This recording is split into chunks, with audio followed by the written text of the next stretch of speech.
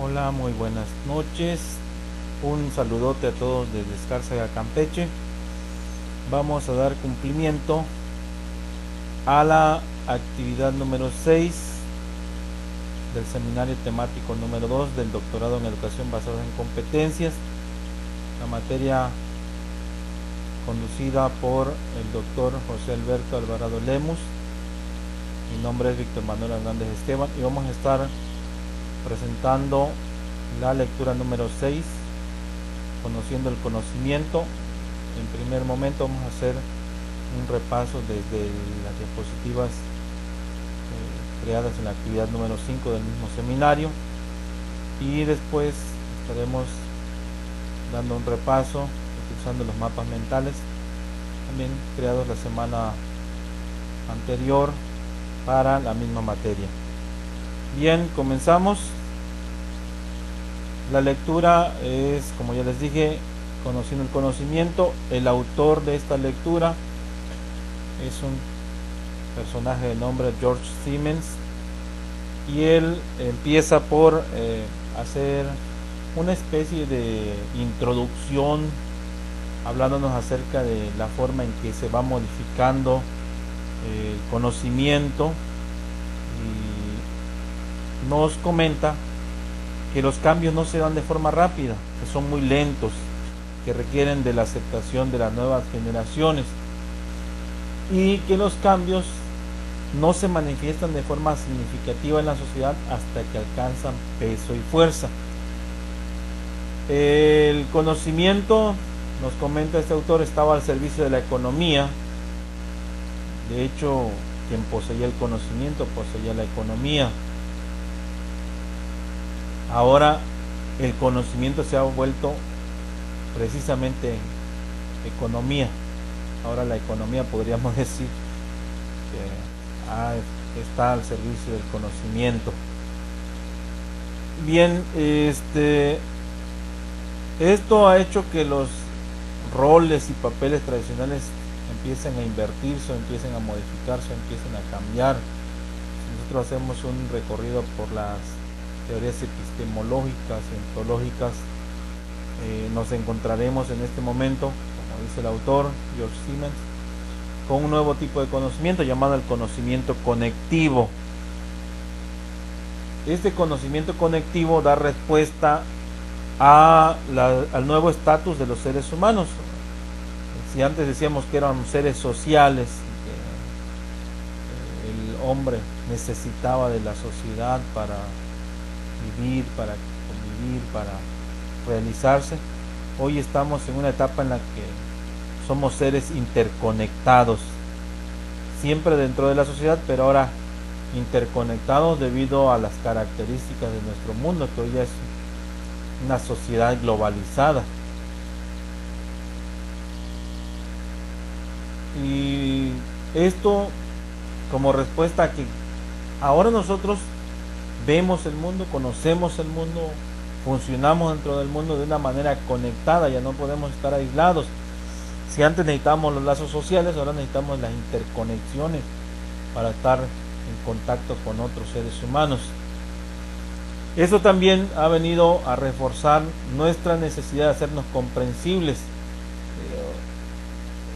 Desde la aparición del ser humano ha necesitado que los comprendan sus iguales. Pinturas rupestres, las primeras escrituras, los primeros lenguajes orales, y ahora tenemos la necesidad también de hacernos comprensibles, pero dentro de nuestro nuevo mundo globalizado. Esto ha hecho que las estructuras que daban lugar y sustento al conocimiento, y los espacios en los que se promulgaba el conocimiento, vayan cambiando drásticamente. Obviamente no en un corto tiempo, pero sí hay cambios sustanciales. Y si hablamos de la herramienta para difundir el conocimiento, pues obviamente hoy cada día, por ejemplo, se hace menos uso de los libros y más de los libros impresos, y más uso de los recursos digitales, libros digitales, revistas digitales, en fin. Estos cambios se pueden observar en dos ámbitos principalmente: en el contexto en el que se hace uso del conocimiento, que se crea el conocimiento, que se transforma el conocimiento, en que se difunde el conocimiento, y en el flujo para transmitir y mover el conocimiento. ¿Por qué se da esto en estos dos ambientes? Porque debemos entender que el conocimiento no es un ente aislado, no es estático, se da en diferentes ámbitos, en diferentes contextos, en diferentes dominios. Hay un subtema que aborda el autor, que es el impacto de la liberación del conocimiento, es decir, cómo ha llegado a transformar la sociedad, la visión, la forma de ver, la forma de conocer, la forma de aprender, la forma de que nosotros estemos inmersos dentro del conocimiento. Y empezamos por que se ha transformado los espacios y las estructuras de la sociedad y del gobierno, y que experimentarán una relación distinta con el conocimiento. Hablamos de los espacios donde se almacenaba el conocimiento, los espacios y las estructuras en los que se poseía el conocimiento, y bueno, se están transformando. Hoy las bibliotecas que guardan ejemplares escritos cada vez están en menos uso. Las bibliotecas digitales están en boga. Esto también hace que los cambios en la forma que va evolucionando y creándose nuevas redes sociales transformen la dinámica que la gente, o la manera en que la gente se acercaba al conocimiento hasta hace muy poco tiempo. También hemos de entender que el conocimiento al alcance de más personas influye en todos los ámbitos del desarrollo. La liberación del conocimiento permite experiencias dinámicas, adaptadas y personalizadas. Ya estamos un poco más allá de el conocimiento acumulado y como mera reproducción, y esto ha venido a influir en dos mundos principales en los que se utilizaba el conocimiento: los modelos y las estructuras al servicio de la era industrial, y los procesos emergentes y las funciones del flujo del conocimiento en la era actual. Esto de la era industrial pues nos lleva a pensar, no es tan lejos, porque tradicionalmente se mantuvo hasta la aparición de los recursos digitales. Ahora los recursos digitales, que relativamente son nuevos, han venido a transformar este estatus. Ahora bien, si el conocimiento se ha transformado, las fases del conocimiento también se han transformado. Ya no hablamos solamente de creación del conocimiento, sino hablamos de co-creación, porque ahora el usuario también ha intervenido, ya sea de manera directa o indirecta, para crear los conocimientos, haciendo retroalimentación a los creadores del conocimiento. La distribución se hace de otra manera, no como tradicionalmente se hacía. La comunicación de las ideas claves se ha transformado. La personalización y la implementación de los conocimientos también lo ha hecho. Esto que nos lleva a pensar que hay una ruptura de las formas tradicionales del desarrollo del conocimiento, y aparecen nuevas formas, nuevas clasificaciones, nuevos tipos de conocimiento. Estos nuevos tipos, nuevas clasificaciones se dan también en el dominio de nuestra existencia, en el ámbito físico, en el ámbito cognitivo, en el ámbito emocional, en el ámbito espiritual. Y hoy, bueno, ya hablamos de distintos tipos de conocimientos, como el saber sobre, el saber hacer, el saber ser, el saber dónde, el saber transformar. Quisiera retomar los últimos tres. Saber ser. Estamos en un mundo globalizado, y muchas veces nuestra individualidad se pierde. Nosotros tenemos que saber ser, aún dentro de la sociedad globalizada, y nosotros debemos ya no ser un receptáculo de conocimiento, sino ahora nosotros debemos saber dónde localizar el conocimiento, y también cómo transformar el conocimiento. Eso es muy importante para las nuevas generaciones. Hablamos de conocimiento y hablamos de un ente con muchas caras, muchas definiciones. Si hacemos la revisión desde Sócrates, que se manejaba como una creencia verdadera y contrastada, y así sucesivamente los siglos posteriores le fueron dando otras clasificaciones, como una organización creadora de sentido, como una entidad y como un proceso, o como una secuencia de continuos. También teníamos las diferentes clasificaciones: implícito, explícito, tácito, procedimental, declarativo, inductivo, deductivo, cualitativo, cuantitativo. Pero todo ello, el conocimiento depende de los individuos. Sin embargo, debemos estar nosotros conscientes de que el conocimiento reside en el colectivo. Nosotros simplemente en algunos momentos somos usuarios nada más del conocimiento. En este caso, el autor Siemens retoma una idea de Downes, que define el conocimiento conectivo, que es uno de los tres que vienen a completar el binomio que conocíamos tradicionalmente, que era cuantitativo y cualitativo, los dos tipos, las dos grandes clasificaciones del conocimiento, a un tercer tipo de conocimiento llamado conectivo. Conocimiento conectivo,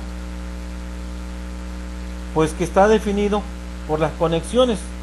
Esas conexiones, si nosotros la vemos ahí, bueno, son redes que se están interconectando unas con otras para ir creando nuevas redes a través de las conexiones entre nodos. Ahora bien, ¿qué es el conocimiento conectivo? El conocimiento conectivo,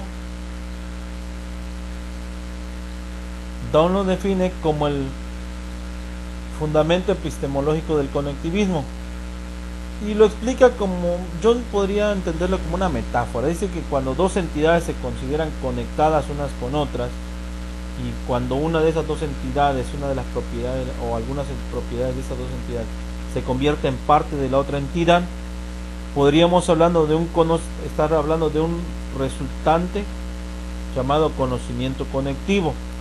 Pero para que ese conocimiento conectivo sea considerado como tal, es necesario que cumpla con 4 características. La primera de ellas, diversidad. ¿En qué consiste la diversidad?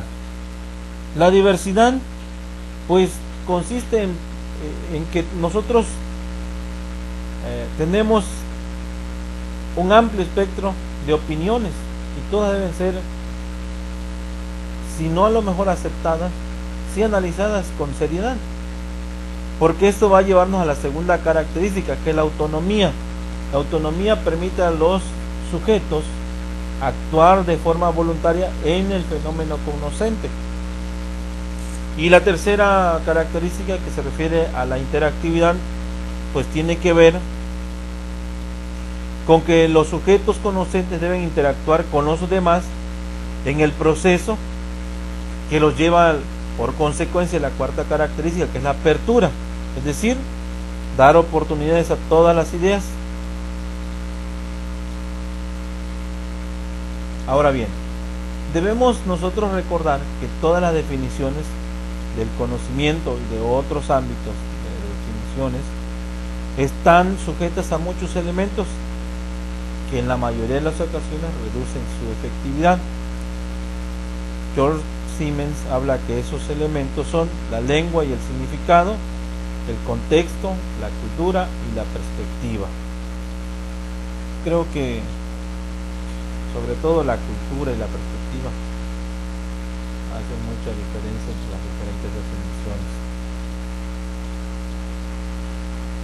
Esto nos lleva a la otra parte que expone Siemens, que el conocimiento no se puede definir desde una sola perspectiva, desde un solo ámbito, porque hacerlo sería hacer inútil ese concepto, y por lo tanto él propone verlo desde una perspectiva general.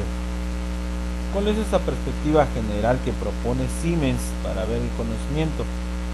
Bueno, dice que debemos considerar desde el hecho de que el estado del conocimiento no es uno, son por lo menos dos, dice él: conocimiento duro y conocimiento blando. ¿A qué se refiere el conocimiento duro y conocimiento blando? Aquí lo vemos en este gráfico, en el gráfico que está aquí del lado izquierdo. Y bueno, el conocimiento duro dice que es estable, está establecido, está estructurado, reconocido y organizado. Este conocimiento está relacionado con los cambios lentos. Y por otra parte tenemos aquí el conocimiento blando, que es volátil, desarrollo rápido, diálogo y emergente. Ese tipo de conocimiento está relacionado con los cambios rápidos. El conocimiento blando, estamos hablando de las nuevas tendencias del conocimiento. Muchas veces los conocimientos en esta era no tienen ni siquiera el tiempo para consolidarse y son superados o son sustituidos por nuevos conocimientos. Sin embargo, George Sylvain dice que los dos tipos de conocimiento pueden producir un conocimiento conectivo. ¿Qué factores influyen en la percepción del conocimiento? Ya habíamos dicho: creencias, emociones, motivaciones. ¿Cómo le podríamos hacer nosotros para que un conocimiento blando se convierta en conocimiento duro? Bueno, esto debe ser el resultado de una organización, del acuerdo general de los expertos, y además que ese conocimiento cuente con el reconocimiento del dominio público. Ante esta nueva definición del conocimiento, debemos nosotros visualizar que ninguno de los procesos del conocimiento es estable, todos son dinámicos, son cambiantes, y que además la tecnología está influyendo mucho para que los individuos tengan muchas oportunidades de ser parte del conocimiento. Tenemos las comunidades de aprendizaje, entre otros, ¿no? Claro, obviamente no es el motivo de esta presentación. Por otro lado, tenemos que ante este nuevo embate en las concepciones del conocimiento, hay nuevos procesos y nuevos elementos del conocimiento. Como ya habíamos dicho, como vemos aquí en el gráfico, los creadores del conocimiento, los creadores del conocimiento y las fuentes ya no son nada más los expertos, también está interviniendo la masa de personas. Los que no son expertos a veces opinan y a veces lo hacen con cierto grado de asertividad. También las estructuras se han modificado, ya no hablamos tanto de contenedores del conocimiento, sino hablamos de redes donde están alojados los conocimientos. La distribución y expresión de los conocimientos, tradicionalmente teníamos los libros como la fuente fuerte del conocimiento, cómo se transmitía el conocimiento a través de los documentos escritos, y ahora tenemos que hay la distribución a través de las redes sociales, a través de la web. ¿Qué ventaja da la web? Bueno, que el conocimiento tiene doble sentido, de ida y de vuelta, es decir, puede ser retroalimentado. El libro pues muy pocas veces puede ser retroalimentado, y en el conocimiento social pues considero yo que debido a la grande y enorme influencia de la ideología, pues es un poco probable que pueda ser retroalimentado. ¿Qué llegamos aquí? A la validación. ¿Quién valida el conocimiento? Antes, por tradición, se consideraba que los expertos y los interpares validaban qué conocimientos merecían la aprobación. Hoy las masas están opinando cuáles conocimientos también son válidos. ¿Cómo se adquiere y cómo se implementa? Antes solamente era consumo, diálogo, en algunos casos reflexión. Hoy tenemos un modelo ecológico de la adquisición del conocimiento que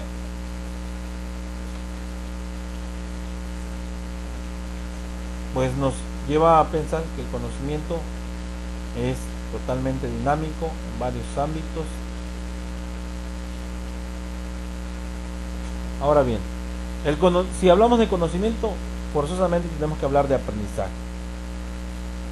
¿Por qué? Porque el conocimiento aparece en un sistema y estructura integrada. Cuanto mejor es la calidad de la red y de las conexiones, mejor es el resultado del intercambio del conocimiento. Esto nos lleva a la otra parte del conocimiento muy directamente relacionado con él, que es el aprendizaje. En este momento el aprendizaje ya no se considera de manera tradicional como la adquisición solamente. Hoy es más que la adquisición, se define como el momento en que se adquiere activamente los conocimientos que le faltan a un individuo para poder completar las tareas necesarias para resolver un problema. Antes veíamos conocimiento, aprendizaje, aprendizaje es solamente adquisición de conocimiento. Hoy estamos hablando de una adquisición activa, no pasiva. Vamos más allá de las ideas de la escuela nueva, un poquito más allá del constructivismo, un poquito más allá del... Estamos en la época de las competencias. ¿Desde dónde cuáles son los elementos que intervienen en el proceso del conocimiento? Ahora bien, ¿cuáles son esos elementos? Contexto. Aquí lo tenemos. Contexto, medio, contenido, sabio, experto, buscador del conocimiento. Vamos por partes. El aprendizaje conectivo o el conocimiento conectivo, debemos nosotros ver que nos va a dar un nuevo tipo de aprendizaje, una nueva forma de aprender. Debemos empezar por el caos, porque es diverso, desordenado, hay muchas ideas, no está ni empaquetado ni clasificado, ni está preparado para su uso, pero ya está ahí.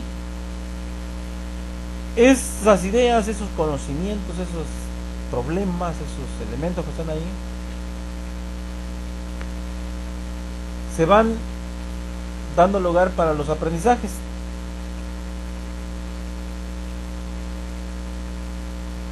Pero el aprendizaje de hoy en día llega a un elemento que no tenía el de hace algún tiempo, de la manera tradicional, la continuidad. Hoy está más de moda los cursos,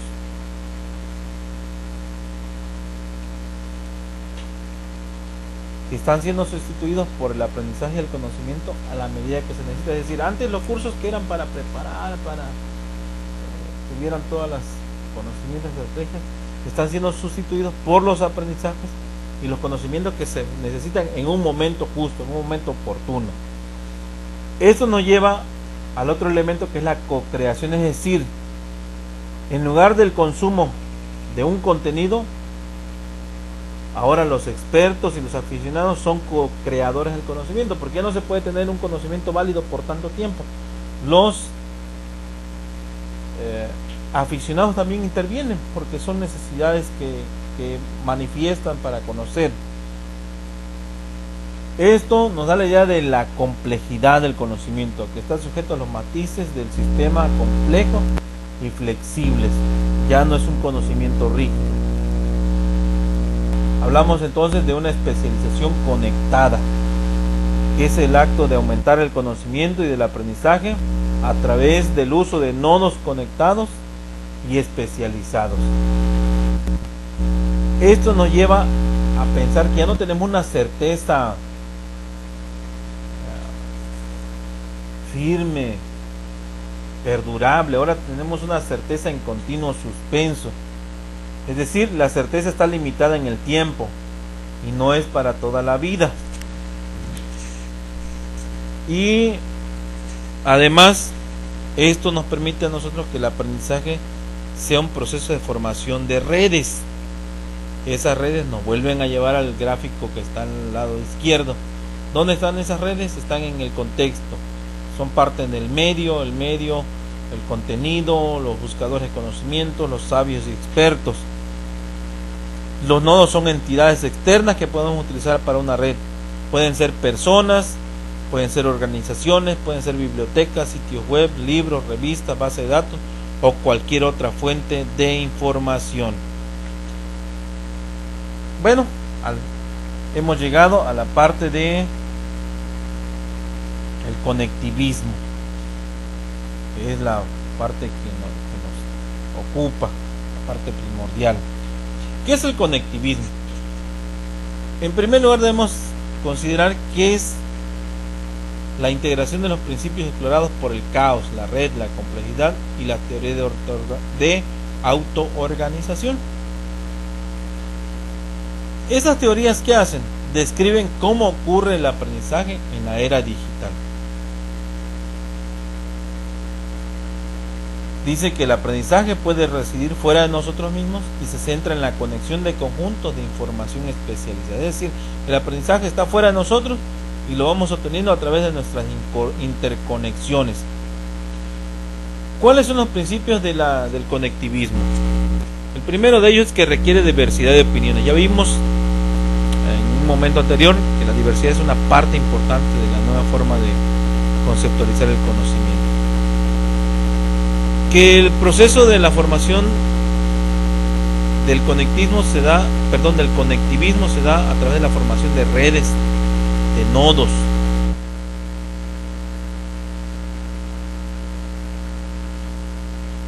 Que el conocimiento reside en las redes, ya no está sujeto a los individuos. Que el conocimiento puede residir en aplicaciones no humanas, el aprendizaje es activado o facilitado por la tecnología. Por ejemplo, las wikis son aplicaciones no humanas que nos permiten el aprendizaje. Que la capacidad para saber más es más importante que simplemente acumular conocimientos.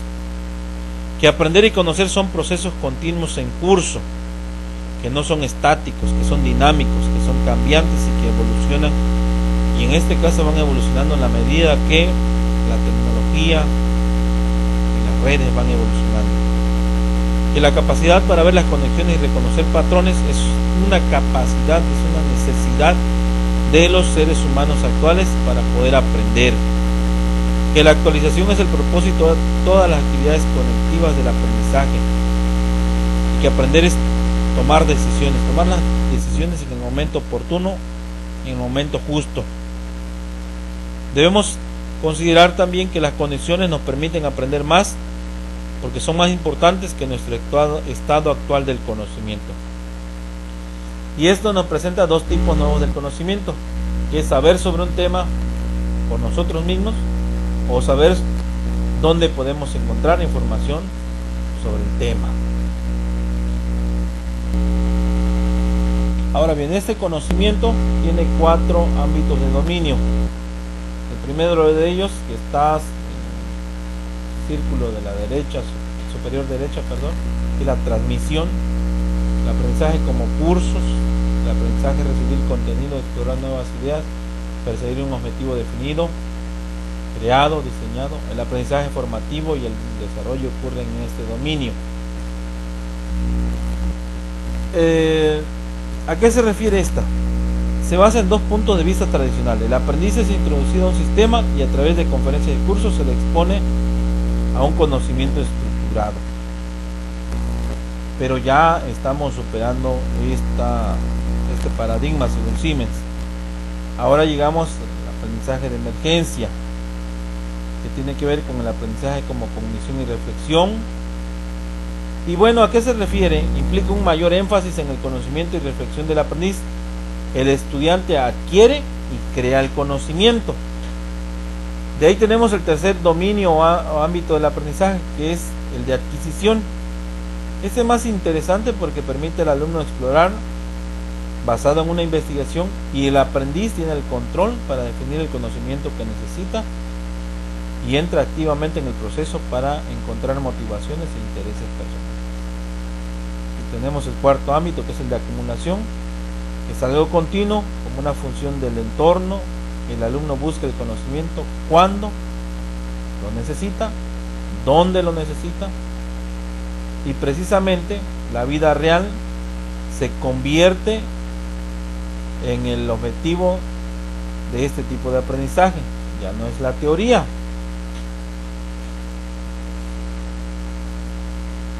¿Cuáles son los criterios de relevancia que nos permiten a nosotros ahora aprender en ese nuevo entorno del aprendizaje?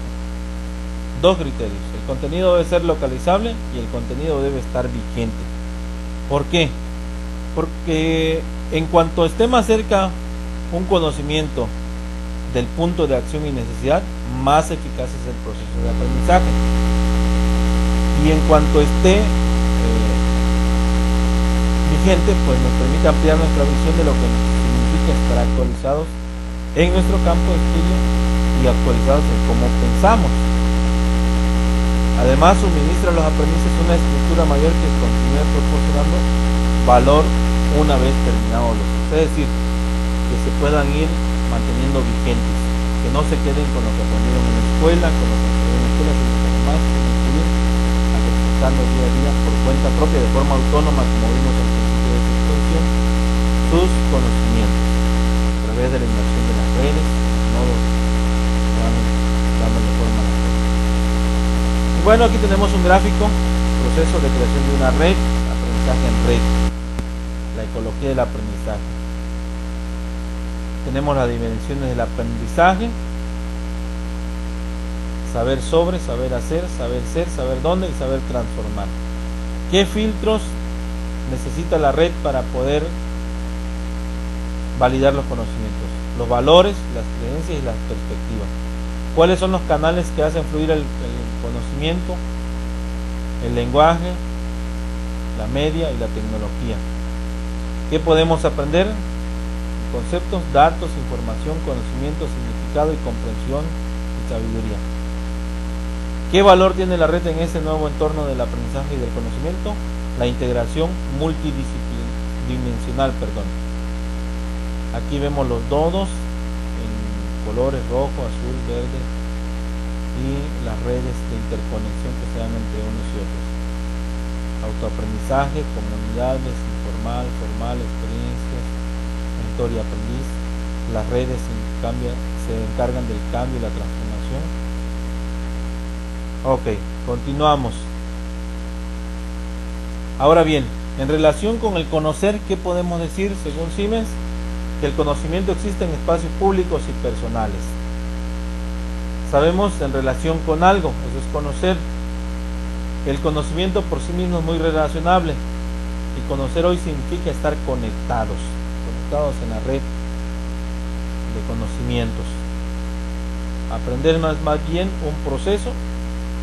Ahora cambiamos este estilo de pensar que aprender era manifestar conocimientos, acumular conocimientos, y la transformamos en que el conocimiento ya no es el producto, sino es un proceso ininterrumpido. Nuestro conocimiento en la era de Internet no encaja como un producto, claro, es un proceso, es cambiante, es dinámico. Ciertos tipos de conocimiento pueden ser todavía estancados. Obviamente algunas leyes y principios teóricos no se pueden transformar de la noche a la mañana. Nuestros espacios de conocimiento constan de bibliotecas, etcétera, y etcétera. En estos momentos estamos trasladando la ineficiencia de esos espacios al ámbito digital. ¿Por qué son ineficientes? Bueno, la gente ya no se acerca porque ahorra tiempo, energías, espacio, recursos económicos, humanos, materiales, con el uso de las nuevas tecnologías. Necesitamos tener la capacidad de acceder o de volver a encontrar la información, conocimiento cuando sea necesario. Claro, imagínense ir a una biblioteca por un libro y en algún momento no tener el libro a la mano y necesitar ese conocimiento. Y las herramientas hoy sirven para un propósito que se basa principalmente en el viejo modelo, que es el catálogo.